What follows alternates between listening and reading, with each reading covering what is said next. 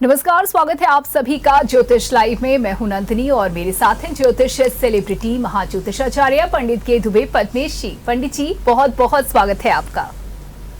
दर्शकों, ज्योतिष लाइव की हो चुकी है शुरुआत और इस कार्यक्रम में हम बात करते हैं ग्रह और नक्षत्रों की बात। चाल पर और करे भी क्यों ना, क्योंकि जब भी ग्रह और नक्षत्र अपनी चाल चलते हैं, जो भी गतिविधियां इनकी होती है, उसका असर सीधे सीधे हमारे जीवन पर भी देखने को मिलता है। वही बात अगर की जाए इस बार अप्रैल की, तो पंडित जी, जैसा कि आपने पहले ही हमें जानकारी दी है कि इस बार अप्रैल के माह में 9 के 9 ग्रह, यानी कि 9 ग्रह होते हैं और पूरे 9 ग्रह बदलने वाले हैं। तो क्या कुछ परिवर्तन आने वाला है, क्या कुछ बवंडर होने वाला है, कुल मिलाकर के जानना चाहते हैं कि आखिर होने क्या वाला है। आज दो बड़े समाचार थे। एक समाचार था कि चीन में इतनी अधिक मृत्यु दर बढ़ गई है जी कि लोगों को डब्बे और कचौड़े में फेंका जा रहा। बिल्कुल। मनुष्य के जीवन का सबसे खराब पहलू। बिल्कुल। दूसरा खबर, पाकिस्तान की संसद भंग हो गई। जी। देखते देखते जाओ ये 9 ग्रह कहां कहां क्या क्या गुल खिलाएंगे। जी, तो देखते देखते इससे जाने न की तुम बचोगे न हम बचेंगे। जी। अच्छा भी होगा, बुरा भी होगा। समझ जाइए, ईश्वर के प्रति आस्थावान बनिए, ग्रहों का पूजन करिए, ग्रह तो अपनी चाल चलेंगे ही। बिल्कुल बिल्कुल ठीक कहा आपने कि देखिए, ग्रह हैं वो तो अपनी चाल चलेंगे ही, लेकिन जो चेतावनी आपने दी है पंडित जी, देखते ही जाओ, यानी कि अभी ये जो कुछ भी हुआ है ये सिर्फ शुरुआत है, आगे और बहुत कुछ होने वाला है और इससे भी शायद बड़ा होने वाला है। क्या हम इसे ऐसे माने? 9 ग्रह, चंद्रमा 30 घंटे में बदलता है जी। तो इसलिए उसका तो हर दूसरे दिन बदलना ही है। ढाई दिन के बाद में 24 घंटे के बाद में बदलेगा ही चंद्रमा जी।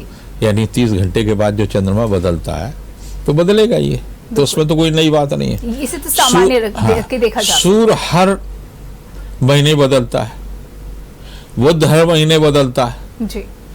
तो अब आप देखिए क्रम से, मंगल 45 दिन में बदलता है, लेकिन राहु और केतु 1.5 साल में बदलते हैं, यानी 18 महीने में बदलते हैं, और 12 महीने में बदलता है बृहस्पति जी।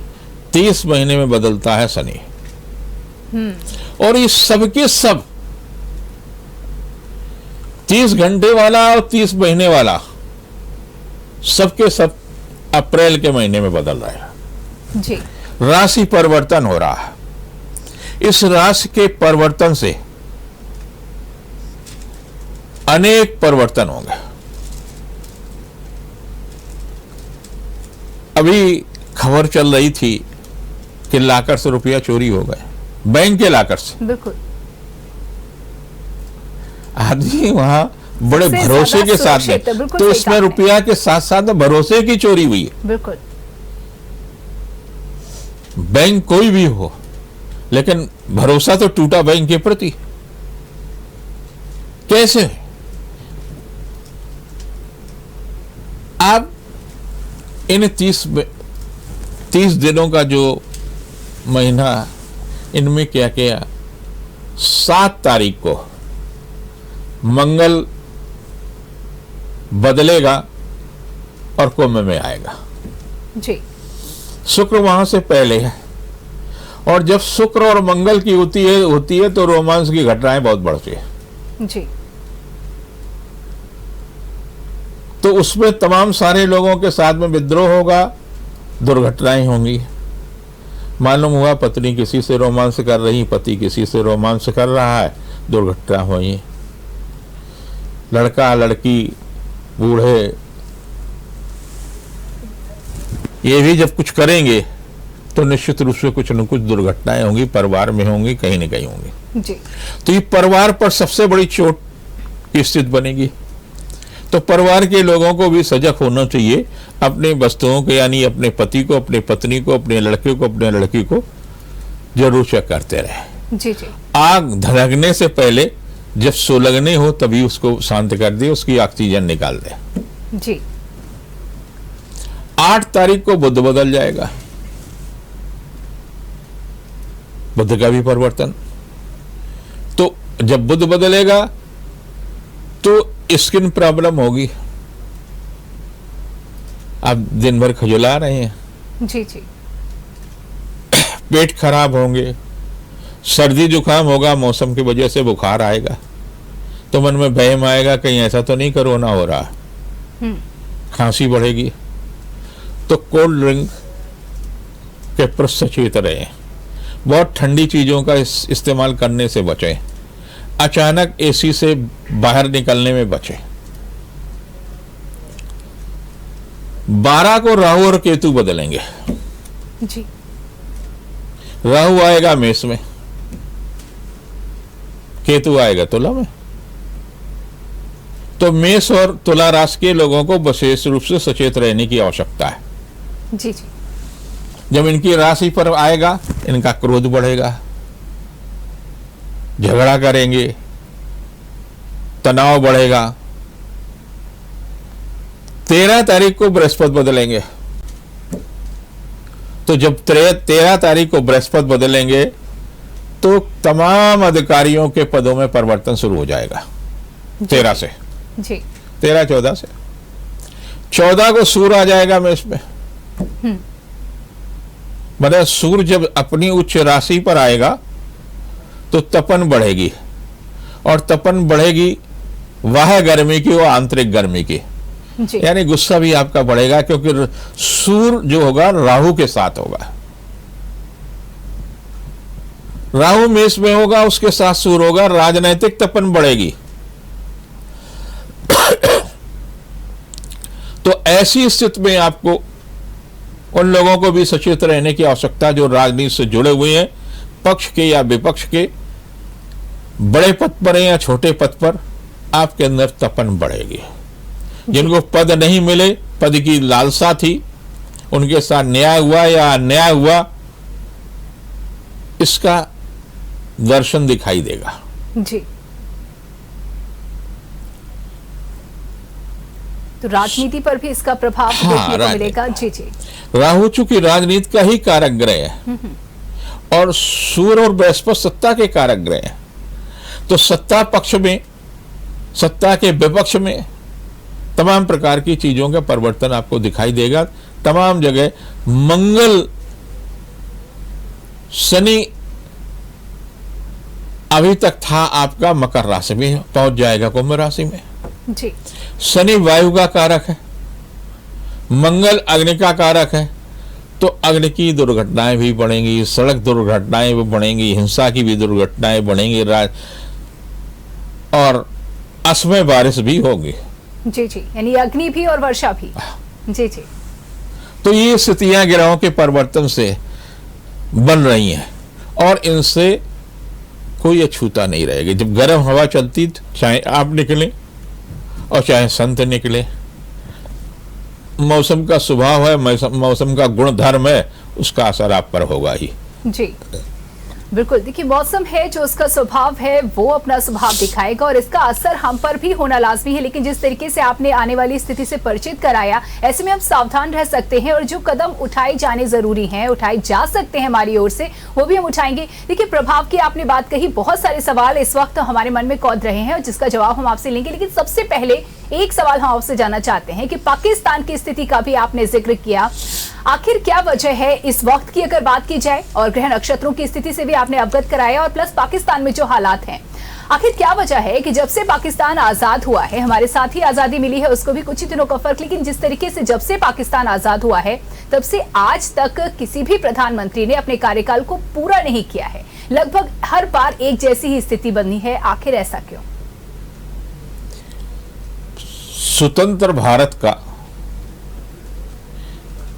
पहले का एक हिस्सा है जी।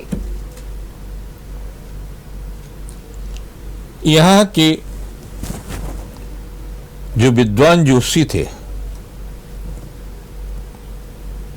उन्होंने विरोध किया कि हमको 13 या 14 अगस्त की स्वतंत्रता नहीं चाहिए। जी। ये हम नहीं कह रहे हैं। फ्रीडम एट मिडनाइट एक पुस्तक है, बहुत बहुचर्चित है। जी जी।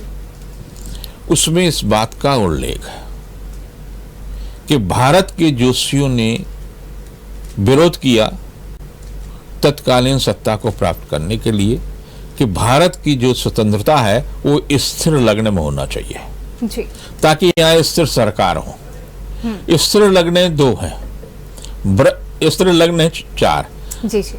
ब्रश माने 2 नंबर की, 5 नंबर की सिंह, 8 नंबर की वृश्चिक और 11 नंबर की कुंभ। ये 4 लग्न हैं जो स्थिर लग्न मानी जाती है। जी जी। इसमें जो काम किया जाता है वो स्थिरता का काम होता है। पाकिस्तान ने मेष लग्न में, अस्थिर लग्न में काम अपने देश की आजादी ली जी। तो अस्थिरता रहेगी। 47 से लेकर आज तक अस्थिरता है। जब तक पाकिस्तान के और टुकड़े नहीं हो जाएंगे तब तक अस्थिरता रहेगी।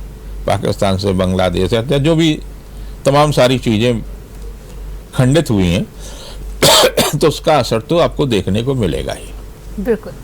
तो ये असर का आपने इसको स्पष्ट किया। मुझे लगता है हमारे दर्शकों को ये बात अब समझ में आई होगी कि आखिर क्या वजह है जो पाकिस्तान में हर बार लगभग एक से हालात रहते हैं। देखिए, इसके पीछे भी ग्रह और नक्षत्रों की ही जो स्थितियां हैं वो जिम्मेदार है, वो चाहे भले ही सालों पहले की रही हो। बात अगर की जाए पंडित जी, क्योंकि ये जो समय है ये तो हम समझ चुके हैं कि अप्रैल सामान्य नहीं होने वाला है, बहुत कुछ अप्रैल सामान्य नहीं है जी। अगले कई महीने सामान्य नहीं होने वाले हैं। अच्छा, करीब क्योंकि कितना उनका लंबा ऐसा तो है नहीं है कि 18 महीने में राहु बदलेगा। जी जी। तो 18 महीने तक राहु का प्रभाव रहेगा। पीक पीरियड कौन सा रहेगा? ये मई अप्रैल से लेकर के जुलाई के और अगस्त तक का पीरियड जो है जी। ये काफी कुछ परिवर्तन देगा। यानी अगस्त से पहले हमारे देश की जो आजादी की वर्षगांठ होगी उससे पहले देश का भी कोई बड़ा पद परिवर्तित हो सकता है जी। बड़ा पद? हाँ। जी।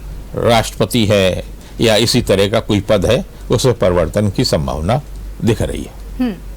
तो अभी आपने जिस तरीके से बताया कि अच्छे और बुरे मिले जुला एक परिवर्तन की बात कही आपने, तो आने वाले समय में किसका परसेंटेज ज्यादा होने वाला है? अच्छे परिवर्तन, अच्छी घटनाएं ज्यादा होंगी? हालांकि ऐसा लग नहीं रहा है बात करने के, आपके बताने के अंदाज से भी, लेकिन अच्छी घटनाओं का भी आपने जिक्र किया। वो पॉजिटिव चीजें कौन सी और किस तरह की हो सकती हैं? सबसे ज्यादा जो हालात खराब हुए जी। वो मार्केट के खराब हुए। जी जी। आम व्यक्तियों के हालात खराब हुए कि आज ये तो मैं अपनी पत्नी से देखता हूं। जी। मेरी पत्नी दोनों बच्चों का सामान, सब्जी या दाल, तेल, आटा, जो कुछ भी घर में लगता है वही क्रय करती हैं। जी जी। घर की सारी व्यवस्था वो करती हैं, खर्च वो लोग करते हैं, व्यवस्था ही करती हैं। जी। और कभी हमसे पैसे लेती, कभी नहीं लेती, क्योंकि पैसे की उनके पास सामान्यता कमी नहीं रहती है। जी। तो वो जब मुझसे कहती हैं कि लो तुमने ये छोड़ दिया, इस इतने 120 रुपए किलो है या इतने रुपए किलो है, तो आश्चर्य होता जी। कि महंगाई की ये स्थिति है। महंगाई घर घर में लोगों को पता चल रहा है, रोजमर्रा की जो खरीदारी होती है उससे लोगों को पता चल रहा है। तो आने वाला समय सबसे ज्यादा यानी प्रभावित रहने वाला है तो बाजार रहने वाला है। जैसे कि आप पंडित जी बता रहे थे कि बाजार हो गया, आम जन से जुड़ा हुआ ये है, क्योंकि खरीदारी हर घर में रोजाना हमें सामान लगते हैं और ये सामान ज्यादातर बहुत जरूरत के सामान होते हैं जिनको खरीदे बिना चल नहीं सकता है। कुछ ऐसी चीजें भी होती हैं जिन्हें हम शौक के लिए करते हैं, लेकिन कुछ रोजाना की जो चीजें हैं उनको महंगाई निरंतर बढ़ती है और बढ़ेगी। जी जी। तो इसका असर तो पड़ने वाला है आम लोगों पर। तो ये आम लोगों पर पड़ेगा। जी। तो जिनकी आमदनी मान लीजिए नौकरी कर रहा है तो उसकी एक सीमा है, वो क्या करेगा? जी। कहीं ना कहीं कटौती करेगा, क्या करेगा कि उससे घर में तनाव बढ़ेगा, बच्चों की फीस नहीं देगा, अस्पताल में डॉक्टर का पैसे नहीं देगा, या गैस का जो गैस आ रही है, ईंधन है, वो नहीं देगा। ठीक है जी। उत्तर प्रदेश और केंद्र सरकार ने 3-3 महीने कुछ लोगों के लिए अनाज फ्री कर दिया है, जी। जिनको ये माना जाता है कि वो गरीब है। लेकिन तमाम सारा ऐसा आदमी जो सामान्य व्यक्ति है वो मुफ्त की कोई चीज सरकार से भी नहीं लेना चाहता जी। उसके स्वाभिमान पर चोट है, वो नहीं लेना चाहता, तो उसके लिए समस्या है।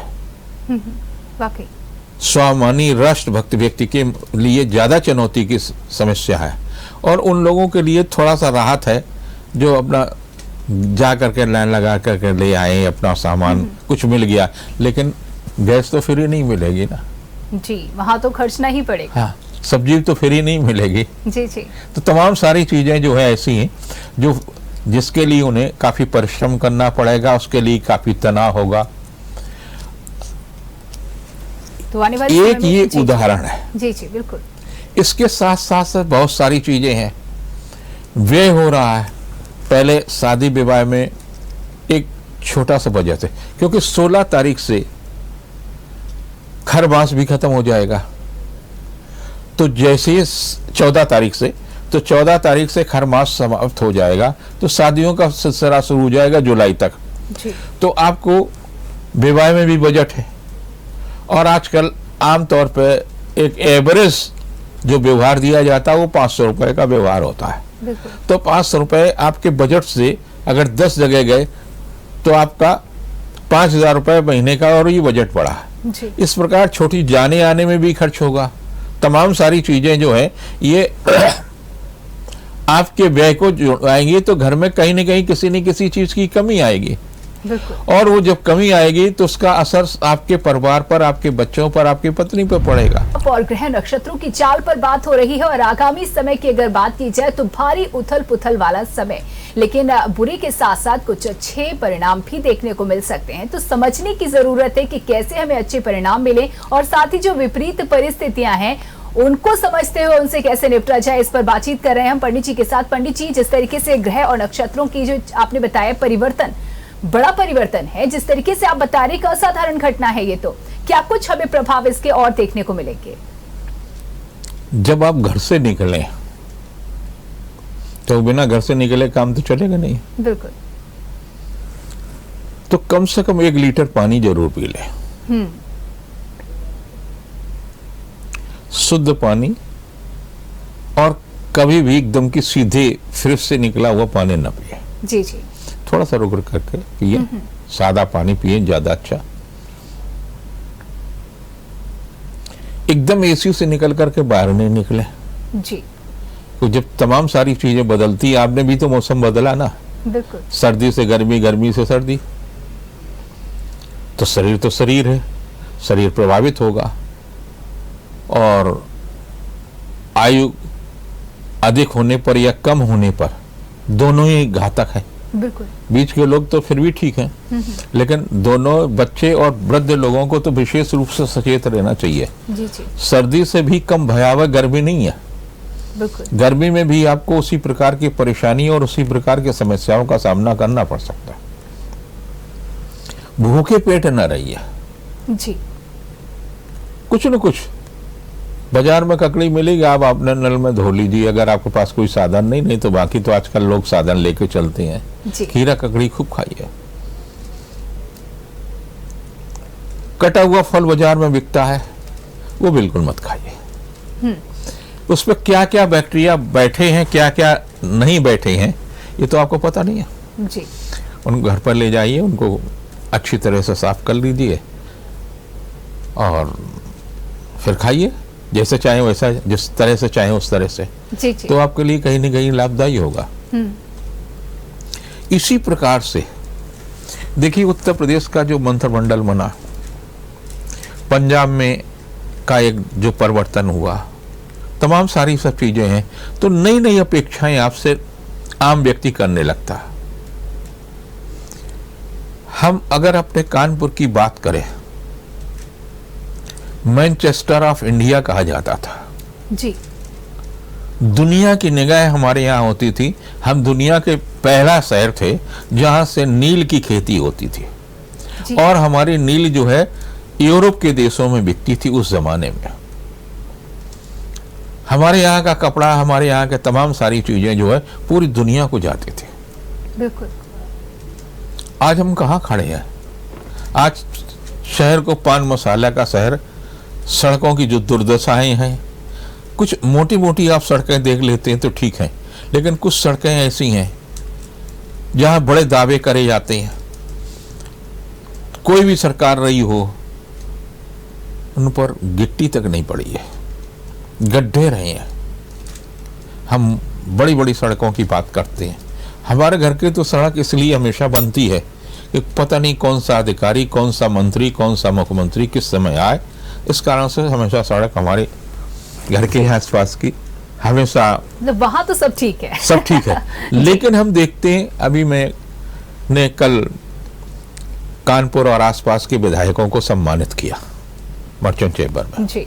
और उनसे केवल मैंने ये कहा कि आप कुछ करें न करें, लेकिन अगले 100 दिन में कम से कम 5 किलोमीटर की सड़कें का शुद्ध निर्माण कर दीजिए जी। 100 दिनों का आपने लक्ष्य दे दिया पंडित जी, और हम फिर सम्मानित करेंगे। जी जी। क्योंकि हमारे कानपुर का विकास हमारा सबका विकास है, और कानपुर उत्तर प्रदेश में सेकेंड रेवेन्यू देने वाला जिला है, शहर है जी। और उसके बाद भी हम अपेक्षित है। उसके 2 कारण, इस संगठित शहर नहीं है, हम एक दूसरे को छोटा बनाने की कोशिश करते हैं, अपने आप को किसी को बड़ा बनाने का कोशिश नहीं करते। यहां से राजनीतिक ताकत इतनी कभी नहीं रही है कि इंडिपेंडेंट अकेले चुनाव लड़ करके हम कुछ कर सकते थे। हम सब संगठित हो, सारे लोग संगठित हो, सारे शहर के लोग। कल हमारे पास सपा के भी लोग थे, तीनों विधायक सपा के भी कार्यक्रम में थे, भाजपा के थे, तमाम सभी लोग थे, अनूप शहर से भी आए हुए थे, बिंदकी से भी, तमाम जगह से हमने विधायकों को बुलाया जी। आए थे। कोई नहीं आया भैया, कुछ कारण रहा होगा, स्वास्थ्य का, तमाम सारी चीजें, और उनसे उनको सम्मानित किया और कहा, हमने का सम्मान हम आपको केवल इसलिए कर रहे हैं कि हमारे शहर के विकास में आप योगदान दें। अनूप शहर के सतीश शर्मा और महेश त्रिवेदी के द्विनगर ने आश्वासन दिया कि हम लोग सब लोग मिलकर के एक अलग से पैकेट कानपुर के विकास के लिए देंगे। एक अच्छी पहल है, बिल्कुल हम उनको धन्यवाद देते हैं कि अगर वो ऐसा करते हैं, सब लोग मिलकर के करते हैं, तो हमने जो पैसे खर्च किए उनके सम्मान के लिए, जो लोग उसमें आए हुए थे, करीब कई हजार लोग इस आशय से आए थे कि देखें विधायक क्या हमारे लिए सोचते हैं। जी। हमने तो अपना कर्तव्य का पालन किया। बिल्कुल, और हम आपको इसके लिए धन्यवाद देते हैं कि आपके इस आयोजन की वजह से कहीं ना कहीं उनमें भी एक उत्साह आया है कुछ करने का, और इसका लाभ निश्चित तौर पर समाज को मिलने ही वाला है। पंडित जी, आगामी समय की अगर बात की जाए, देखिए आगजनी की घटनाएं हम अभी से देखना शुरू कर चुके हैं और आने वाला समय चुनौती भरा है, ये भी हम समझ रहे हैं। प्राकृतिक आपदाओं की अगर बात की जाए तो किस तरीके का वातावरण होने वाला है? कहीं भीषण बाढ़ आएगी जी। अब देखिए, इतने सालों से बाढ़ आती है, सरकार पहले से क्यों नहीं व्यवस्था करती है? बिल्कुल, हर बार सेम स्थितियां होती हैं। सरकार के पास बहुत क्षमता है। एक मुख्यमंत्री सामान्य आदमी को चाहता तो डिप्टी सीएम बना सकता है जी, जिसको चाहता है वो सब कुछ कर सकता है। एक प्रधानमंत्री, एक राष्ट्रपति कुछ भी कर सकता है। जब आप कुछ भी कर सकते, किसी को भी राष्ट्रपति बना सकते, किसी को कुछ बना सकते हैं, तो बाढ़ के लिए क्यों नहीं व्यवस्था होती है? सूखे से पहले से निपटने की क्यों नहीं व्यवस्था होती है? जी। हमसे छोटे छोटे देश हैं, कई शहरों से छोटे देश हैं जो आपसे बेहतर जिंदगी वहां के नागरिकों को दे रहे हैं। हालांकि राजनीतिक व्यक्ति इतना परिपक्व होगा इन बातों को सुनते सुनते कि वो इस कान से सुनता है, इसी से निकाल देता है। लगता संवेदनशील हो रहा हमारा देश है, जबकि वृषभ लग्न का हमारा देश है, हमारा देश भारत। जी जी। संवेदनशीलता, संस्कारवान बनना चाहिए, और जब तक संवेदनशील नहीं राजनेता होगा तो आप आम आदमी को संस्कारवान बनाने में असमर्थ रहेगा। आपकी ही संवेदनशीलता का प्रभाव दिखाई देता है। जी पंडित जी, जिस तरीके से लगातार एक के बाद एक ग्रह बदलने वाले हैं, तो इन ग्रहों का किस ग्रह का किन राशि पर प्रभाव पड़ने वाला है? मिला जुला प्रभाव रहेगा? क्या कुछ स्थितियां बनने वाली हैं? सभी राशियों पर प्रभाव पड़ेगा, क्योंकि किसी न किसी राशि से बदल रहा है। बिल्कुल। लेकिन एक अच्छी बात यह हाँ। कि मिथुन राशि, तुला राशि और धनु राशि पर जो शनि का विशेष प्रभाव था, उससे वो मुक्त हो जाएंगे। अच्छा जी, उनके लिए अच्छा है। लेकिन कर्क के लिए, वृश्चिक के लिए और मीन के लिए उतनी कष्टदायी होगा। जितना जब तीन अच्छी हुई तो तीन खराब हो गई। जी, स्थिति तो जस की तस हो गई। जस की तस हो गई जी। तो कहीं ना कहीं आपके परिवार में कुछ न कुछ है। लेकिन एक अच्छी सी बात है कि कुंभ में शनि जब आ रहा है जी, अपनी मूल राशि में जब शनि आएगा, शनि लोकतंत्र का कारक ग्रह है, भारत के लोकतंत्र को मजबूत करेगा। पाकिस्तान में कभी भी लोकतंत्र इतना मजबूत नहीं रहा है जितना भारत में है। जी। भारत में जनता की सरकार है, जनता के द्वारा है और जनता के द्वारा ही चुनी गई है। बिल्कुल। तो ये लोकतंत्र का सबसे बड़ा उदाहरण है। 1947 से लेकर के अब तक हमारे यहाँ जो भी परिवर्तन हुए, लोकतांत्रिक तरीके से परिवर्तन हुए और आगे भी होंगे। और कुंभ में जब आएगी तो ये लोकतांत्रिक नेता जो हमारे मुख्यमंत्री हैं अनेक प्रांतों के, तमाम जगह के, ये बहुत सारी चीजों को सुखद परिवर्तन करेंगे, कुछ दिशा देंगे और रचनात्मक प्रयासों के बाजार जो गिरा हुआ है वो बाजार में भी सुधार होगा। आम व्यक्तियों को लाभ मिलेगा, उद्योग के क्षेत्र में प्रगति होगी। पिछले दिनों में बहुत सारा उद्योगों के लिए चिल्लाएगा पूरी हिंदुस्तान में, लेकिन उद्योगों की स्थिति कोई बहुत अच्छी नहीं हुई है। ये भी कहने में कोई संकोच नहीं है। जी। आपको ये करके दिखाना होगा। पहली बार आप सरकार आई है पंजाब में, ये आपका संकेत है राशि और ग्रह नक्षत्रों का परिवर्तन का। हिमाचल प्रदेश में भी बहुत संशय की स्थिति बन रही है। जी। अभी सुधर जाएं राजनेता वहां के, अपनी स्थितियों को सुधारने में, नहीं तो लोकतांत्रिक तरीके से बदलाव आने में देरी नहीं होती है। और ये आप मान के चलिए कि भाजपा का जो विकल्प बन रहा है कांग्रेस नहीं है, सपा नहीं है, आप पार्टी है। बड़ी बात यहाँ पर आपने कह दी। देखिए, चेतावनी को अक्सर हम नकारात्मक रूप से देखते हैं, लेकिन सही समय पर दी गई चेतावनी आपके लिए सकारात्मक परिणाम लेकर के आती है।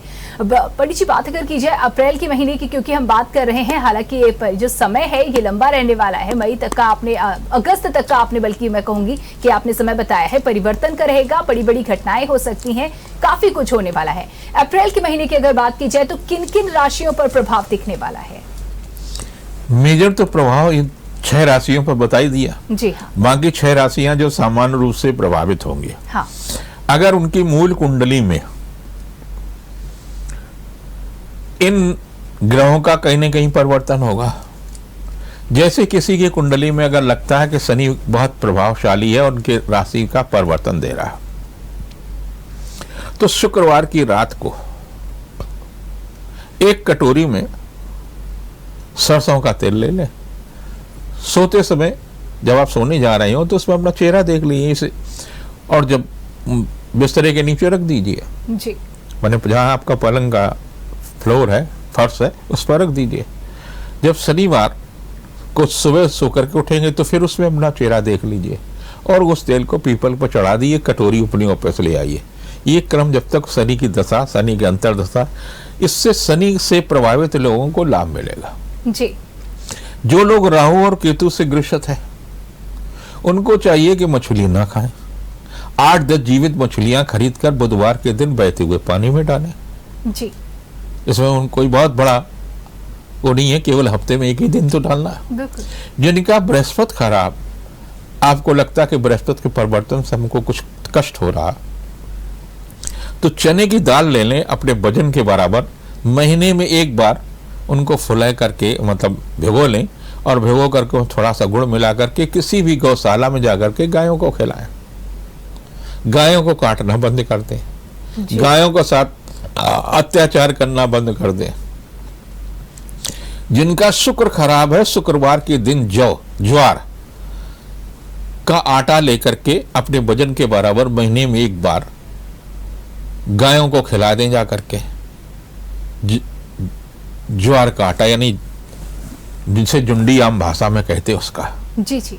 तो ये अन्न का दान जीव को अगर आप करते हैं तो ग्रह सबसे ज्यादा आपके लिए प्रभावित होते हैं और उसका जो ऋणात्मक प्रभाव है उस ऋणात्मक प्रभाव से आप मुक्त हो जाते हैं। जी।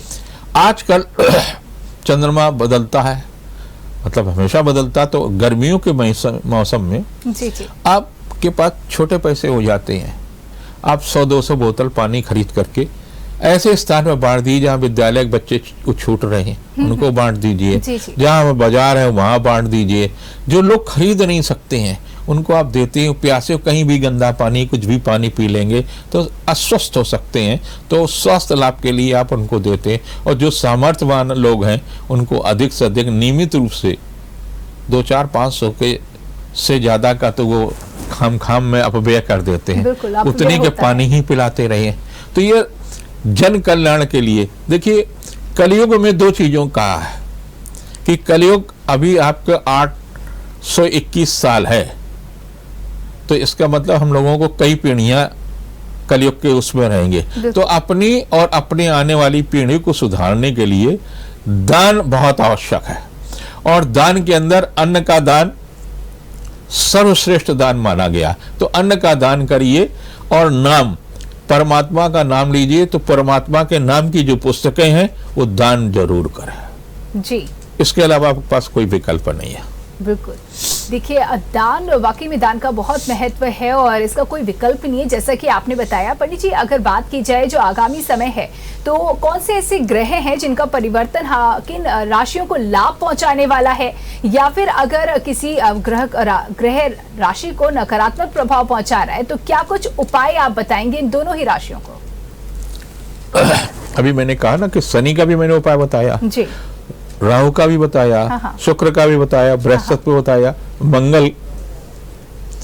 मंगल के लिए ये कि गुड़ सामान्य रूप से मिलता है, डायबिटीज के लोगों को न दें।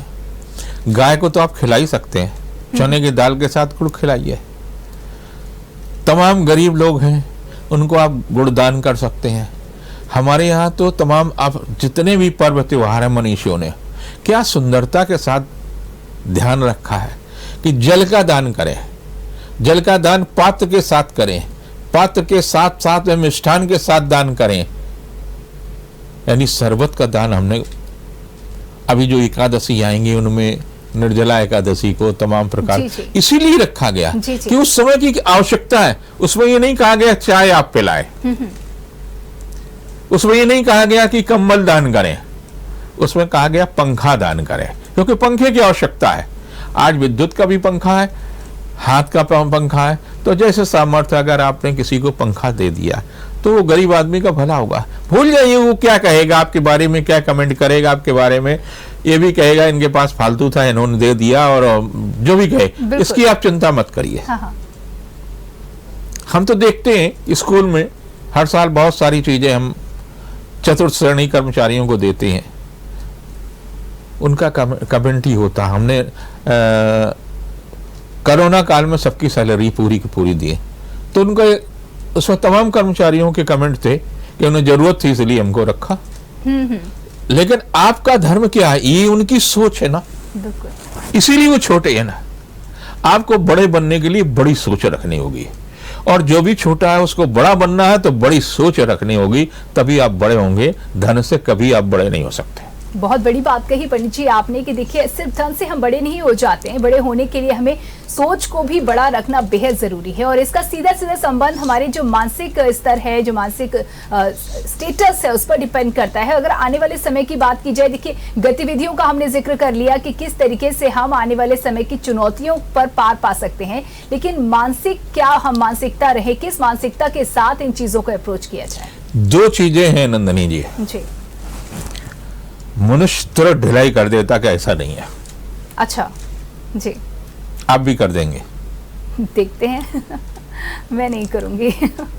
अगर आपसे कहा जाए कि आप अपनी माँ को, अपने बेटे को जी, अपनी बहन को, अपने भाई को जितना आज प्यार करती हैं, क्या पिछले 1 साल में हर दिन इतना ही प्यार किया था? तो आप कह देंगे हाँ, लेकिन ऐसा कभी नहीं होता जी।